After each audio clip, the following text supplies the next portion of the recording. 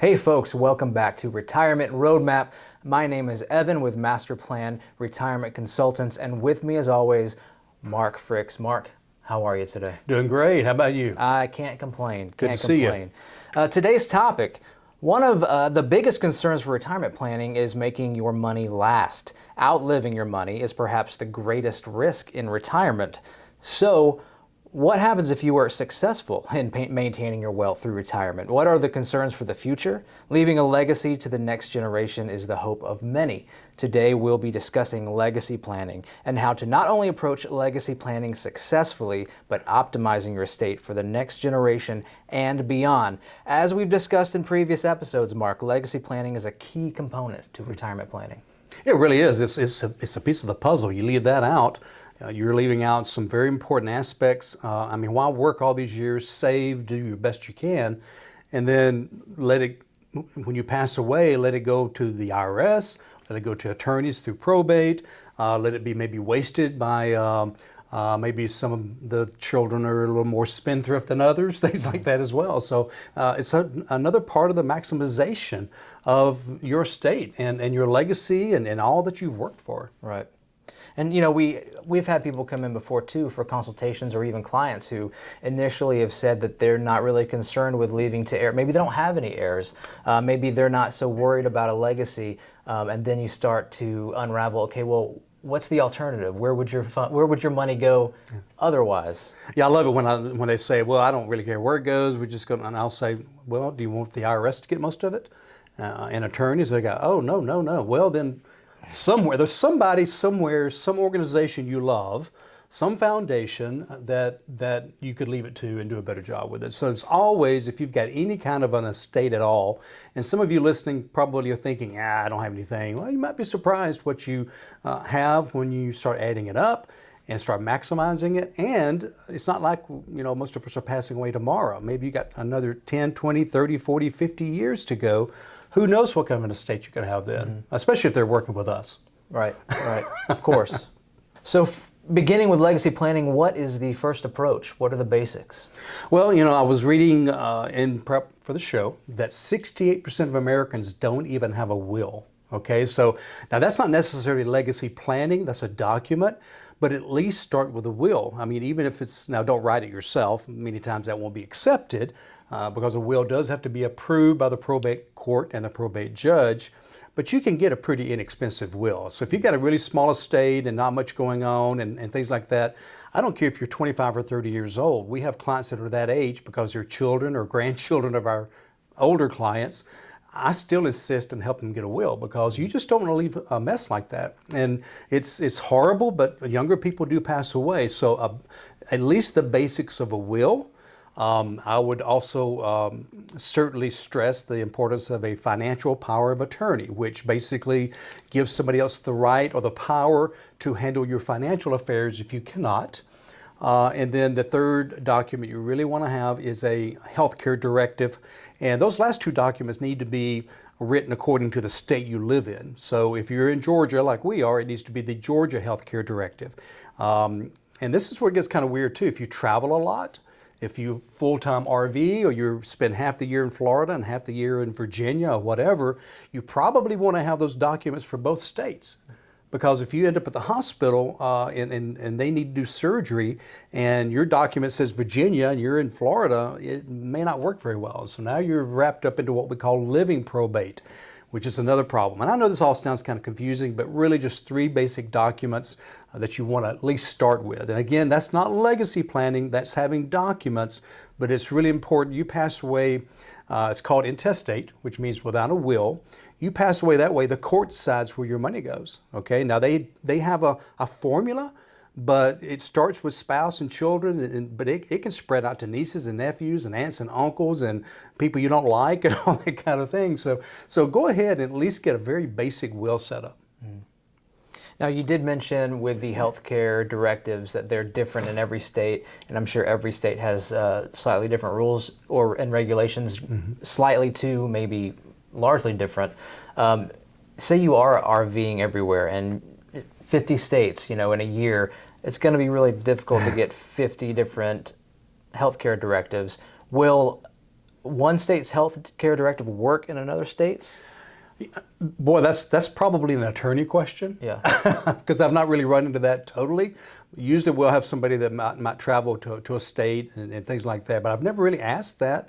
That's something I probably need to do some homework on because Okay. I'm not really sure. But that's a great question, a great something to think about. Maybe it would be good enough, or maybe there's a more of a generic form you can use that would help cover more states. Great question. I'll follow up on that. Well, an in-state healthcare directive is important to keep that up to date as well, because those will expire or they'll get a revised version, and you want your doctor to be familiar with the up-to-date version and not one that maybe they haven't seen yet or aren't used to seeing as frequently.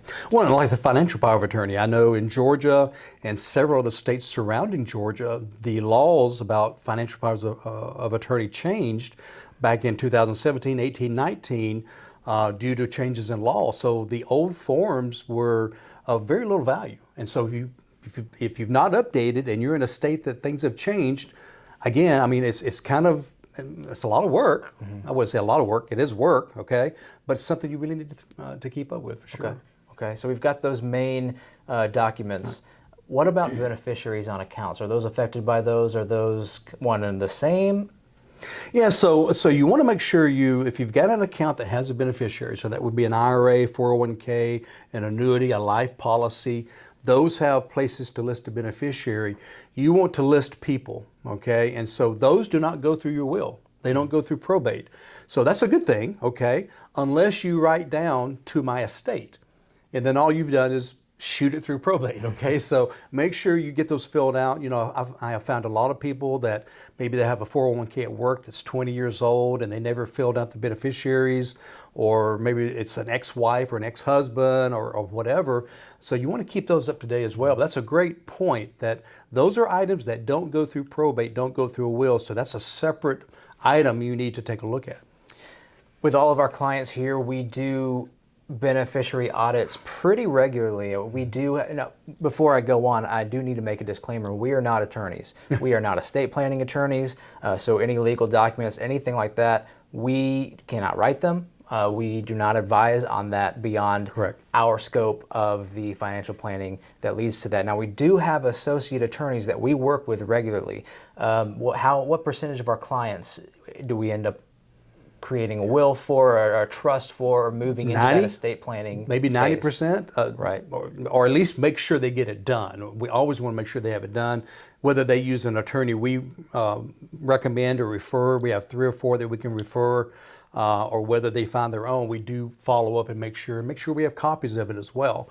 And that way we can go back and check, hey, this document's getting old. Have you gotten it updated? Do we need to update it? Things like that. So it is something that we stay on top of, and I think that's a great point. And a great question to probably ask yourself is, do I know who all my beneficiaries are? A lot of people have tiny 401ks here or there from somewhere they worked 20 years ago, or maybe something they're putting into every week or every month, and maybe they still don't know what their beneficiary is on that account. So that's something really worthwhile to audit your own accounts and see who your beneficiaries are listed as. Or maybe even where your will is. Or even where, the people who need to know. Yeah, you can know where the will is, but do the people who need to know once you're gone know where the will is? So that's a little bit about beneficiaries. One of my favorite topics about legacy planning is taxation on the next generation. We do tax planning all the time with our clients. It's a huge factor. A lot of times people don't realize that it's not only taxation for them, but on the next receiving generation. Can you talk a little bit about that? Yeah, so a couple of things there, and I don't want to get too far in the weeds with this because it can get complicated, but a couple of things to watch out for. Number one, all the money you have in a 401k, an IRA, any kind of a tax-deferred pre-tax account, once it goes to the next generation, they're going to have to get that money out of there within 10 years. Tax deferred meaning IRAs, 401ks, SEPs, things like that. And so, here you have kids or nephews or nieces or whatever inheriting these accounts that may have gotten pretty large by this time. And now they have them, and without direction, they can take it all out on day one. So $500,000 coming in on day one, they're taxed at today 36, 37%. Who knows what it'd be in 5 or 10 years from now. So you've got that problem. So some tax planning to go along with. Now, this is where we get into legacy planning, right? As opposed to just having documents, maybe we need another level of documents to direct some of the distribution of that money, other money.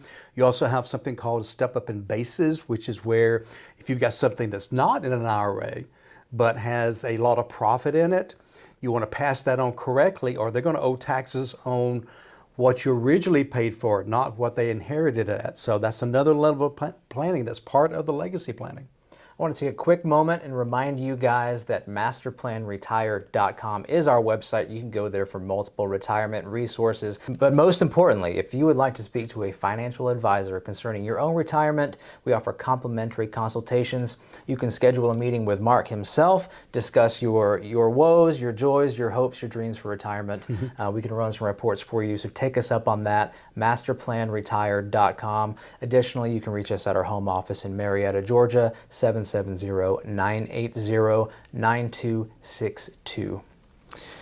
As far as taxation on the next generation is concerned, there are some hidden taxes that people don't think about, or maybe not hidden, but gotchas that maybe they're not prepared for. In fact, we discussed something this past weekend. We were teaching in Charleston, South Carolina, a taxes and retirement seminar, and we discussed the step up in basis and found out a couple folks there had actually potential issues with that. Yeah, they'd already made that mistake. So one of the big mistakes I see people make a lot, and whenever I teach a face-to-face class, as you know, because you're helping me, is that when you talk about this problem, you'll have a couple of people look at each other like, we did that type of thing. So try not to point them out too obviously, but so just a quick little scenario here. Let's say that I'm in my 80s or 90s and I'm slowing down and I'm a little concerned about my memory and how can I take care of my stuff. And so I call up my daughter and I say, hey, I'm going to just go ahead and put my house in your name, okay? And that way, if anything needs done, if I'm incapacitated, you can handle it. We don't have to worry about it going through probate.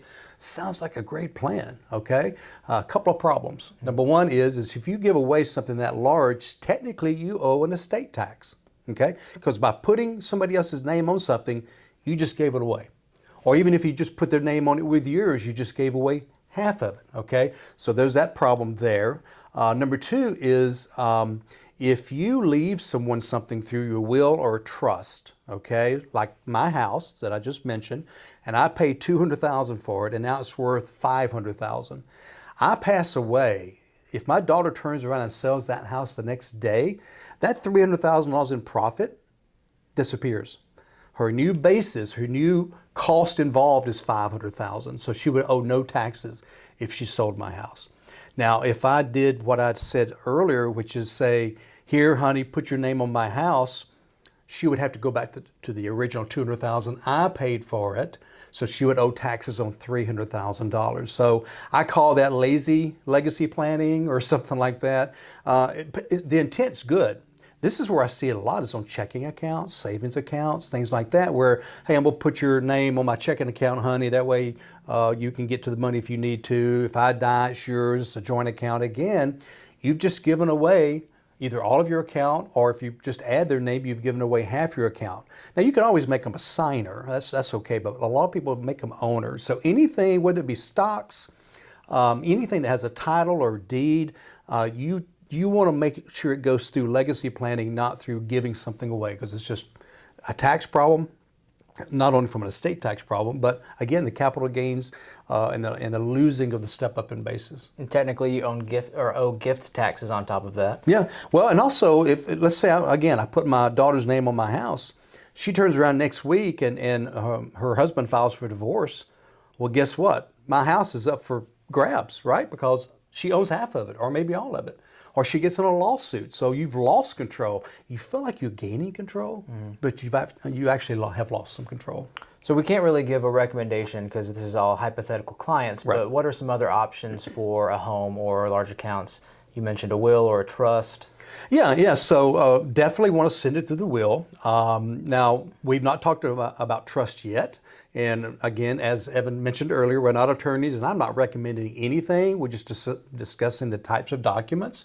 But a trust is a higher level of making sure that your stuff's taken care of. Okay, so a will is a set of instructions to a probate judge. Okay, They have to sign off on it, say, yeah, the will's legitimate. You have to advertise it. It's got to be in the newspaper. It's public record, so all your business is out there, so to speak. People can come out of the woodwork. Some cousin that never liked you and you never liked them. Hey, he promised me this. It can be contested. So a lot of times, many times, we will discuss maybe doing a trust, because a trust is a private document. Think of a trust almost like a corporation or an entity. And so what you do is you create this trust, and instead of things being in your name, it's in the name of whatever the trust is called, the Mark Fricks Trust, okay? And so then I changed the title on my house to the Mark Fricks Trust. I can change my bank account, my cars. I can change other accounts to that trust. Well, since it's not in my name, it doesn't go through probate. Okay, so it goes through the trust. And again, no advertising. You don't file the trust with the state or the county. And I can control it more. So with a will, you pretty much have to, hey, you've passed away, you've got so many months to get that stuff through probate and get the money to the beneficiaries. A trust, at least in Georgia, can go for 130 years. So I'm not saying you should do that, by the way, but I'm saying, what if you want to spread your money out over 10 or 20 years to save on taxes with the IRA? Maybe you've got some kids that are younger. Maybe you've got a child that maybe has some spendthrift things. Maybe put some special rules around that. Much more control. So it's just a way of, and it can potentially save on estate taxes. Now, we don't have a big problem right now with federal estate taxes, but it's coming back to haunt us, okay? It's fixing to be reset at the end of 2025, and then I think it's going to be further reset in the next 5 to 10 years, because guess what? The government needs more money, okay? So that's something else that needs to be part of the legacy planning is, do we need to, and how do we avoid not only federal taxes, but the possibility of estate taxes too? What about state estate taxes? There are some states that also have death taxes, so to speak, and I don't know how many there are. I've never really counted them, but there's quite a few that have that as well. I know New Jersey is, because I have family in New Jersey, so I'm very well aware that. And I know Pennsylvania does, because I just had somebody move down from there, and still, even though their mom died here, they had to go back and pay death taxes in Pennsylvania. Was that because of the checking account? It's something to do with the checking account. They used the same bank and moved it down here, but it was opened in Pennsylvania. Very strange. Wow. Weird stuff out there. And we learn something new every day, by the way. So even with the change of address that did that. That's crazy. Yep, they came back and got them for Wow. it. So, yep. So a little bit on how we decide whether someone needs a will or a trust. What determines that direction? Well, part of it is amount of assets. Okay, so generally when people start getting up near the $500,000 mark, I start leaning more toward a trust. Or if you have property in more than one state. Because everywhere you own property, I'm talking about, it could be land, a house, it could be rental property, it could be a lot, it could be a timeshare, okay? If you own property in more than one state, that has to be probated in every state that you own property. A lot of people have timeshares in Florida, or maybe in the Caribbean. You want to go have somebody go down and probate in the Caribbean? That's not an easy thing. Florida is one of the more difficult probate states. So now you've got that. So if it's in a trust, what did I say? It doesn't go through probate. So you've avoided that. So there's other reasons, but those are the two big reasons. Privacy. Got a lot of clients that, the more money you have, the more private they want to be. But it's kind of triggered with property and the amount of assets and kind of where their assets are. And one other thing to think about as well, so one thing you need to know is that qualified accounts like IRAs, 401ks, IRA stands for what? Individual retirement account. It cannot be put into a trust. A 401k cannot be put into a trust. A Roth cannot, but you can make the beneficiary the trust. And then you pass away, it goes into the trust. Trust says, Bob gets this, Joe gets that, Mary Beth gets this, you don't get anything or whatever, and this is how you get it, and when you get it, and how long you get it, and how long you don't get it. So, again, much more control. Well, and especially if you have some descendants that need to be taken care of after you're gone, you can put a lot of those directions through your trust, correct? Special needs trust. Right. You have a special needs adult child. Maybe you want your grandchildren to get some stuff, but they can't get it when they're 12 or 4. You leave it in the trust until they're 18 or 21. You can designate it for education. You can designate it for being an entrepreneur or whatever. I mean, you put the rules on it. It's your money, and you control it. And I hate to use this phrase, but we say this a lot. Control from beyond the grave is kind of sometimes what we'll say, but it is true. You've worked a long time and you want to make sure that the next generation or 2 or 3 can enjoy the fruits of your labor and keep building that legacy. I think control beyond the grave can sound kind of empowering. That's one way to look at it. So as part of our retirement planning, obviously legacy planning is a huge part of that. That comes towards the end of our planning phase. Mm-hmm. Once we've established accounts, organized ourselves, we've gone through all of our money management planning, income planning, Social Security planning, maximization, Social Security, all the pension maximization, all that good stuff, insurance needs. Then we're moving into our legacy planning. And as I said previously, all the trust writing and will writing is done by estate planning attorneys that we use regularly. But prior to that, we're doing the legwork on that. We're prepping all the information, and essentially we give them all the information that they would require you to give them. And they organize and create that trust for you. Anything else on that? No, I think it's good. Again, we're trying to connect it together with everything else going on, as opposed to walking into an attorney's office saying, I want a will, or I want a trust, or whatever. They typically won't even necessarily advise which one you need because they don't necessarily know your entire financial information. Right. So we're able to walk in and share that with the attorney, and the attorney goes, oh, I would go this way. And I said, I think that's a good idea too. And we approach the client with it so that, again, it's all being considered. And even some of your personal information that's not only financial. We know some of our clients better than some of their doctors do, for better or for worse. I would argue for better. Yeah, we really walk alongside like your personal CFO, as it were. Before we close out, just a couple minutes left, is there anything that people often ask about life insurance for legacy planning? Is there anything you could do in less than a minute? Probably not. No, real quickly, the life insurance is a good way to leverage additional money going to inheritance, going to loved ones in a tax-free fashion. You can throw $100,000 into a life policy, and if you pass away the next day or in 10 years, there's $500,000 tax-free going. And it can help pay estate taxes. So if it goes through the trust, that's something that can be utilized. So that is part of legacy planning. Is there a need for something like that to be integrated into it? Great. Folks, thank you again for joining us today. I don't know if you could notice, we started speaking a little faster because we're running out of time. There's a million things we could discuss today on legacy planning, but thank you again for joining us. We appreciate it. Don't forget, masterplanretire.com is our website. You can schedule your complimentary consultations with Mark. Feel free to check us out there. Home office, Marietta, Georgia, 770-980-9262. Come on by, we'll buy you a cup of coffee. Mark? Or we can meet with you wherever you are in the U.S. Okay, we have the capability using different Zoom and things of that nature. But in the meantime, until we do get to meet with you or see you, remember, plan well and prosper. Take care.